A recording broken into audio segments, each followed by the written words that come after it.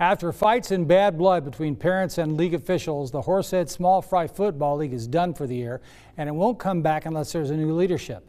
Now a local youth advocate wants to start his own league and start it this Sunday.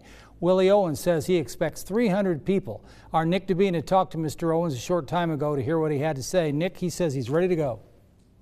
That's right, Jim. He is. Willie Owens is the new owner of the former Tom Sawyer Little League baseball field in Elmira. It's now called the Willie H. Owens Field of Fathers. Now, the cancellation of Horseheads Small Fry football left nearly 150 kids without somewhere to finish their season. That's why Owens says he is starting a new youth league this weekend. They closed down Horseheads Small Fry. So the coaches and concerned parents reached out to me and they said, we got all these kids, man, who want to play football, distraught. And I'm in a position, with my team to make it happen. So it's going to be a new league. It's a new day. How many kids are you expecting, or all of them, or what are you hearing thus far? I'm thinking right now we're at maybe 80% of the kids, because again, it's terrible, man, that what happened, whatever reason what happened. We have brand new veterans, officials, adults who was doing it minimum of 25 years, and they're all certified. What we're trying to do is have the kids keep all their equipment until the season's over so they can play the full season, out. And then, yes, they bring all their equipment from Horseheads here, and then when we're done with them, we'll bring them back to them. Oh, okay. So basically they're using what they've been using, and then they're using what they paid for. Difference is well, if no parents will be allowed on the field, only coaches, referees, and maybe if you want to do footage, cameras, whatever, that's it. All the parents will be outside here sitting in bleachers. No, we're not charging nobody. No charge. We're not charging no kids.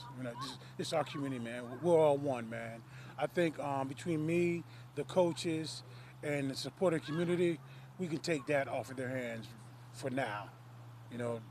They're already going through enough already, man. We don't need to, the parents are stressing, the adults, coaches, everybody, the community's stressing, so no, it's no fee, it's free.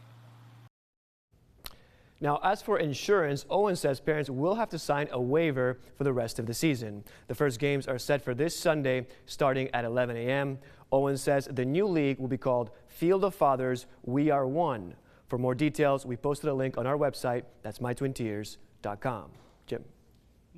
Nick, I spoke to a local attorney a little while ago who says that if the kids from the Small Fry League take that equipment that was issued to them by the Small Fry League, they can't legally or ethically use it at the other leagues. Stand by, we'll have more on that.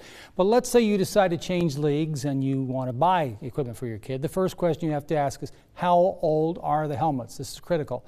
More on that in a minute, but helmets more than 2 years old can be dangerous for your child. If you have to buy new gear, here's what it's going to cost.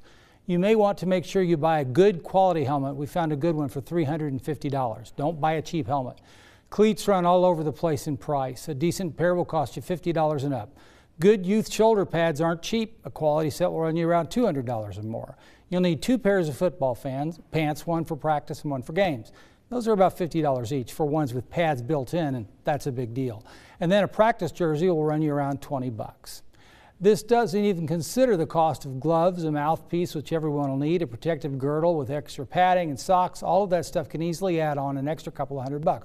So your grand total for one player, if you do it right, around $900. And that doesn't include a league entry fee, insurance to cover participation, and you shouldn't rely on your personal health insurance for that. And it doesn't also account for transportation costs. It's important not to use an old helmet. If your league is doing it right, helmets must be recertified. The national standard is every 2 years, but some helmet makers like Rodell say it should be yearly. So you want your child's helmet to absorb a blow.